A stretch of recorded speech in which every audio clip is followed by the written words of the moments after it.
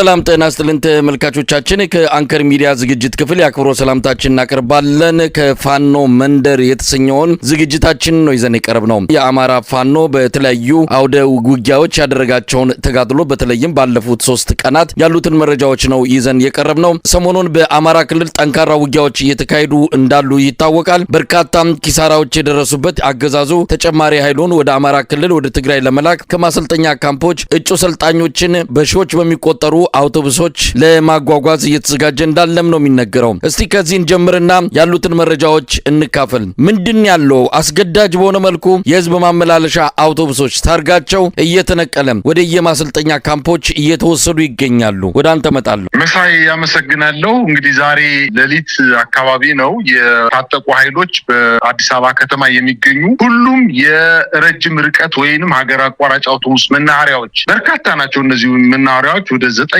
አካባቢ የሚሆኑ መናኸሪያዎች ናቸው። በእነዚህ መናኸሪያዎች ላይ የመንግስት የታጠቁ ኃይሎች ሌሊት ገብተው በሙሉ የመኪናዎችን ታርጋ ፈተው መንግስት ለግዳጅ ስለሚፈልጋቸው የቆረጣችሁትን ቲኬትና ቀጠሮ የሰጣችሁትን ተሳፋሪ ይዛችሁ ወደ የክፍለ ሀገሩ መሄድ አትችሉም በማለት ቁርጥ ያለ መልስ ሰጥተዋቸዋል። ይሄ ቅድመ ቲኬት ለቆረጡ ሰዎች መረጃ አልሰጠናቸውም። ስለዚህ ተሳፋሪዎቹ አሁን ይመጡብናል፣ እኛ እሱ አይመለከተንም፣ በቃ ከመንግስት ከበላይ አካል የወረደ ትዕዛዝ ነው በማለት በርካታ ተሳፋሪ ቲኬት ቆርጦ በተለይ ላምበረት የሚገኘው መናኸሪያ በርካታ አውቶቡሶች የሚወጡበት አካባቢ ነው። ጎጃም በረንዳ የሚገኘው መናኸሪያ ምናልባትም በመቶዎች የሚቆጠሩ አውቶቡሶች በእያንዳንዱ መናኸሪያ ጣቢያዎች አሉ። ሊሳፈሩ የሄዱ ሰዎች በሌሊት 9 ሰዓት 10 ሰዓት ሂደው ተጉላልተው ነው የተመለሱት። ወዲያውኑ ካለ ታርጋ ሹፌሮችን ወደ ወታደራዊ ማሰልጠኛ ጣቢያዎች ሰራዊቶችን ወደ አማራ ምናልባትም ወደ ትግራይ ሌላም አካባቢ ሊሆን ይችላል መኪኖቹ ከ4 ሰዓት በኋላ ተጠርንፈው ወደ ተለያዩ ወታደራዊ ማሰልጠኛ ጣቢያዎች እንደተጓጓዙ ነው መረጃዎችን ለመከታተልና ለማየት የቻልኩትኝ። በርካታ ተሳፋሪዎች ከፍተኛ ችግር ደርሶባቸው እንግልት ደርሶባቸው ወደ ቤታቸው ተመልሰዋል። በቀጥታ መኪኖቹ በተለይ ወደ አዋሽ አርባ ወደ ሐረር አካባቢ ወደ ድሬዳዋ አካባቢ የሚገኘው አብዛኛው መኪና ወደዛ እንደሄደ ነው መረጃዎች የደረሱ ይመስላል። እንግዲህ ይሄ የአውቶቡሶችን በአስገዳጅ ሁኔታ ወደ ማሰልጠኛ ካምፖች መውሰድ በዚህም ገና ብዙም ስልጠና ያልወሰዱ በቀላሉ የተማረኩና ከፍተኛ ኪሳራ እየደረሰባቸው ያሉትን ህጻናት ወታደሮችን ጭምር እያጓጓዙ ያለበት ሁኔታ የማያባራ የማያቋርጥ ሆኗል። ከዚህ በፊት በተደጋጋሚ በብዙ ዙሮች ተከናውነው ውጤት ያስገኘ አይደለም። እንደምንሰማው ከሆነ በጦር ላይ በሌሎችም የሀገሪቱ የወታደራዊ ማሰልጠኛ ካምፖች በመቶዎች የሚቆጠሩ አውቶቡሶች በአስገዳጅ ሁኔታ ተሰልፈው ይገኛሉ፣ እየጠበቁ ነው እጩ ሰልጣኞችን ይዘው ወደ ግዳጅ ወደ ጦር ግንባር ለመውሰድ። እስካሁን ምንም ውጤት አልተገኘም። አሁንም ተመሳሳይ ነው። አብይ አህመድ የኢትዮጵያ ልጆች በእንደዚህ አይነት ሁኔታ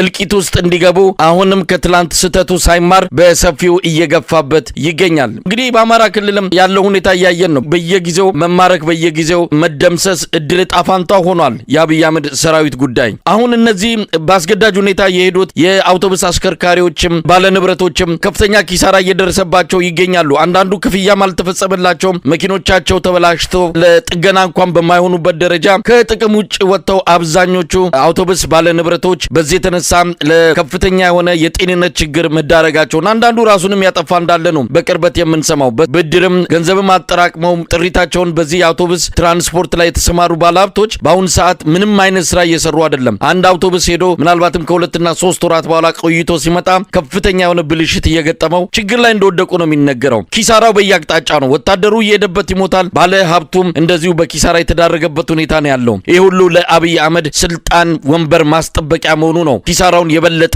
ጥልቅና ከባድ የሚያደርገው። መሳይ ሰራዊቱን ጭነው ሲሄዱ ብልሽት ብቻ አይደለም፣ በባለሀብቶቹ ዘንድ ብልሽት ቢሆንማ ምን ችግርም አልነበረው። እውነት ለመናገር መኪና ቢበላሽ ምናልባት ሞተር ካልነከሰ በስተቀር ባለሀብቱ ያስጠግነው ነበር። ዋናው ችግር ግን መሳይ ወደ ጦርነት ቀጠና ሲሄዱ ሰራዊት ጭነው ነው የሚሄዱ። ወደ አማራ ክልል ሲሄድ የአማራ ክልልን ለመፍጀት ለመጨፍጨፍ የአማራ ክልልን ህዝብ ለመደብደብ ስለሚሄድ ፋኖ ኃይሎች እየጠበቁ በበርካታ ቦታዎች እየቆረጡ መኪኖችን በአርፒጂ ተሽከርካሪ ፈንጂ እና በተለያዩ መኪና ማውደሚያ መሳሪያዎች በመምታት መኪኖቹን በየጎዳናው ተቃጥለው ተገልብጠው ሰራዊቱን እንደያዙ ነደው ግን ምንም አይነት ካሳ ሳይስም አሁን በአዲሱ ከ10 እና ከ15 ዓመት በፊት አንድ ግለሰብ አውቶቡስ ገዝቶ ብቻውን መናኸሪያ መንቀሳቀስ አይችልም ወይ? በማህበር ተደራጅተው 5 እና 6 አውቶቡስ ያላቸው ባለሀብቶች በጋራ ተደራጅተው ነው አክሲዮን መስርተው የትራንስፖርት አገልግሎት እንዲሰጡ 5-6 መኪና ያለው ባለሀብት 5-6 መኪና ተነጥቆ ለ3 እና ለ4 ወራት ሰራዊት እንዲያመላልስ የሰራዊት ስንቅና ትጥቅ እንዲያመላልስ ምናልባትም ከአንድ ቀበሌ ወደ አንድ ቀበሌ ከአንድ ወረዳ ወደ አንድ ወረዳ ከአንድ ዞን ወደ አንድ ዞን ከአንድ ክልል ወደ አንድ ክልል እንዲቀሳቀስ ለማድረግ አንድ ጊዜ ከተያዘ ምናልባትም 6 እና 7 ወር ተመልሶ ያን መኪና ማያገኝበት ሁኔታ ላይ ስለሚያጣው በስጋት ቆይቶ በኋላ ደግሞ መኪኖቹ ተቃጥለዋል። ምናልባትም ታርጋቸው ተቀይሮ ቻንሲያቸው ተቀይሮ የመከላከያ ሰራዊት አመራሮች መኪኖችን ለሌላ ባለሀብት ሽጠዋቸውን ቢሆን ስለሚችል እየከሰሩ ነው፣ ባዶ እጃቸውን እየቀሩ ነው። እንግዲህ የደሃ ልጅ ደግሞ ሳይፈልግ ሳይወድ በየሰፈሩና በየመንደሩ የታጠቁ ኃይሎች ባፈና በጠራራ ፀሐይ ባፈና አዲስ አበባ ከተማ ሳይቀር ወጣቶችን፣ የቀን ሰራተኞችን፣ ግንበኞችን እያፈኑ ወስደው ማሰልጠኛ ለ2 እና ለ3 ወራት ስልጠና ከወሰደ በኋላ አሁንም እንግዲህ ወደማይቋረጥ ወደ ሞት ባህር ውስጥ ለመክተት ጭነው እየወሰዷቸው ነው። የፋኖ ኃይሎች ደግሞ ሲመጡላቸው እንግዲህ አስታጥቄ ላከልን፣ መሳሪያ አስታጥቆ አሰልጥኖ ላከልን። የኛ የሆኑ ሰዎች ትግሉን የሚያምኑ ሰዎች መጠው ይቀላቀላል። ወታደራዊ ስልጠና ወስደዋል፣ መሳሪያ ይዘዋል፣ መጥተው ይቀላቀሉናል። እኛን ለመግደል የመጡ ሰዎች ደግሞ ማርከን አቁስለን የታጠቁትን መሳሪያ እየቀማል ጉልበት ሆነውናልና እልል ብለን ነው የምንቀበላቸው በማለት በርካታ ጊዜ እየተመቱ አሁን እንደገና መልሶ ማሰልጠኛ ጣቢያ ያስገባ ማቋረጫ የሌለው ስልጠና፣ ማቋረጫ የሌለው ጦርነት፣ እንደው የጊዜ ገደል የሌለው መከራና ችግር ይሄ ብልጽግና የሚባል ፓርቲ በሀገራችን ላይ እየፈጠረ ነው። ነገር ግን አንድም ጠብ ያለ ነገር የለም። ከቀን ቀን ቦታቸው በህዝብ ዘንድ ያላቸው ተቀባይነት በቃ ክንትፍ ተብሎ የተተፋ ስርዓት መሆኑን በአዲስ አበባ በአማራ ክልልም በኦሮሚያም ክልል እየተመለከት ነውና የፈለገውን ያክል ሰራዊት አሰማርቶ የፈለገውን ያክል ስንቅና ትጥቅ ወታደራዊ ቁሳቁስ ተሸክሞ ወደ ውጊያ ቢገባ ዓላማ የሌለው ጦርነት እያካሄደ ስለሆነ የትም የሚደርስ አይደለም። አሁን ይባስ ብሎ ከአማራ ክልል በተጨማሪ በዛሬው ዕለትና በትናንትናው ዕለት በሰቆጣ አካባቢ በአበርገሌ በሚባለው ወረዳ አካባቢ የትግራይ ኃይሎች እዛ አካባቢ የነበረውን ጥምር ኃይል መጥተው ወረዳ ተቆጣጥረዋል። በቆቦ አካባቢ አሁንም በተደጋጋሚ ጊዜ ከመከላከያ ኃይሉ ጋር እየተጋጩ ነው። ምናልባትም ያንን ኃይል ለመመከት ወይም ወደ አማራ ክልል ስቦ አምጥቶ ከ5 ዓመት በፊት እንዳደረገው አይነት ጦርነት ለመፈጸምና የአማራ ክልል ተጨማሪ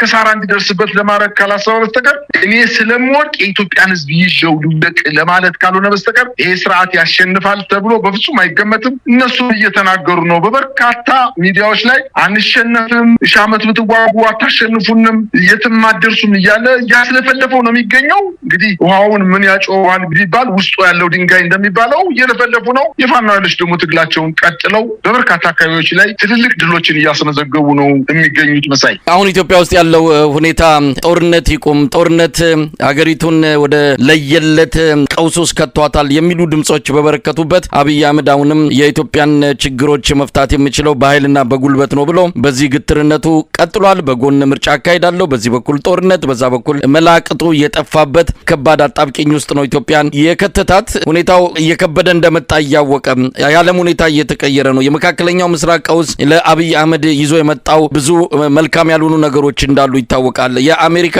እና የኤርትራ ግንኙነት አሁን ወደ አዲስ ምዕራፍ እየገባ ነው። በዚህም በአፍሪካው ቀንድ ላይ የኃይል አሰላለፍ ለውጥ እንደሚሆን ይሄም ለአብይ አህመድ መልካም ነገር እንዳልሆነ እየተገለጸ የአብይ አህመድ የጦርነት ዋና ደጋሽና በጀት በመስጠት ከፍተኛ ሚና የምትጫወተው የተባበሩት አረብ ኤሚሬት በኪሳራ እየተንገላታች መሆኑና አሜሪካንን ድጋፍ መጠየቋ እነዚህ ነገሮች ለአብይ አህመድ ጥሩ ጊዜ ወደፊት እንደሌለ እያሳዩ እንኳን ከጦርነት ወደኋላ መለስ ብሎ ሌሎች አማራጮችን መጠቀም መቻል ሲገባው ነገር ግን አሁንም ጦርነት እንጂ ሌላ ማድረግ የምችለው ነገር የለም ብሎ ገፍቶበት ቀጥሏል። እንግዲህ አብረን የምናየው ነው። አማራ ክልል ያለው ለዚህ በቂ ምስክር ነው። በየዕለቱ ምርኮ፣ በየዕለቱ የሰራዊቱ እልቂት ነው እየተከሰተ ያለው። በዚህ ወደዛው ነው የምናመራው። እስቲ በአማራ ክልል ባለፉት 3 እና 4 ቀናት ያሉትን ተጋድሎ መረጃዎችን እንድታካፍለን እድሉን ልስጥ። ብዙ ምርኮዎች፣ ብዙ ኪሳራዎች፣ ብዙ የሰራዊቱ መፍረስ ክስተቶች እየታዩ እንዳሉ ነው የምንሰማው። ወደዛው እንለፍና ያለፉትን 3 እና 4 ቀናት መረጃዎች አካፍለን።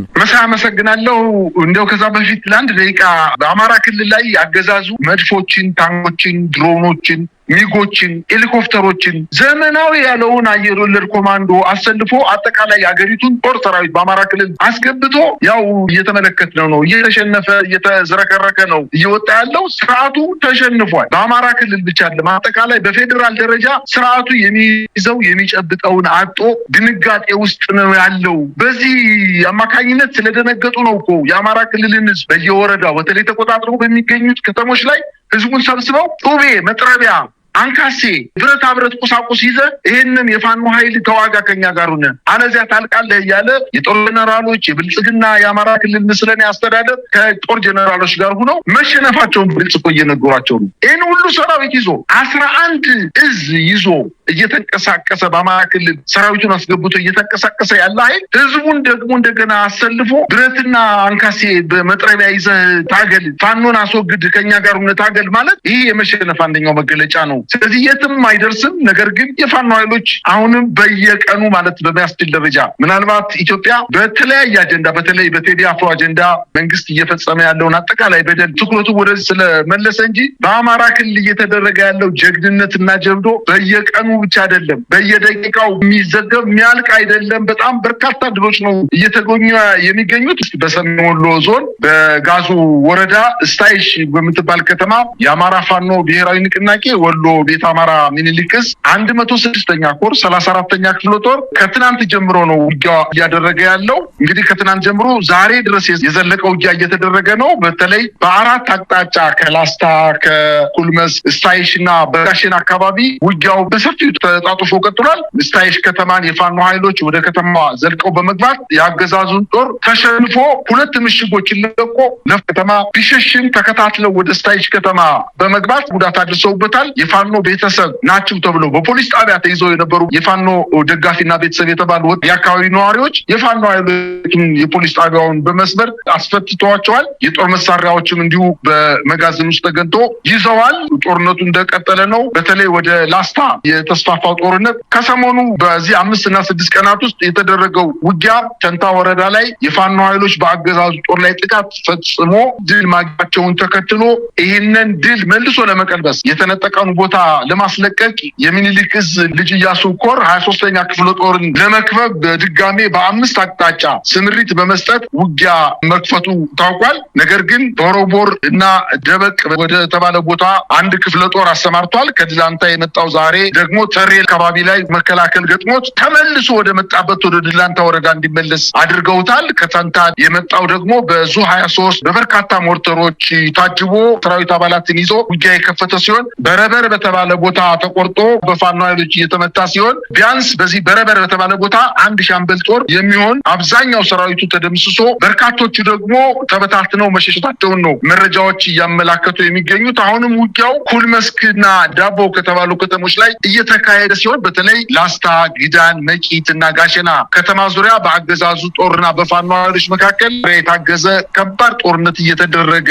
እንደሆነ ነው መረጃዎች እያመላከቱ የሚገኙት። ከጋሸና ወደ ደብረ ታቦርና ባህር ዳር የሚወስደው ዋና የአስፋልት መንገድ እንዲሁም ከጋሸና ወደ ወልዲያና ቆቦ የሚወስደው ዋና የአስፋልት መንገድ ዛሬ ሙሉ ቀን ተዘግቶ ነው የዋለው። የአገዛዙ ጦር ጮቢበር ላይ ሆኖ የፋኖ ኃይሎች ይገኙበታል በተባለው አካባቢ ከባድ መሳሪያ መድፎችን ዙ 23ቶችን እየተኮሰ ሲሆን የፋኖ ኃይሎች ደግሞ አዲስ ቅኝትና አማያ በተባለ ተራራማ ቦታዎች ላይ በመሆን ለሚከኮስባቸው የከባድ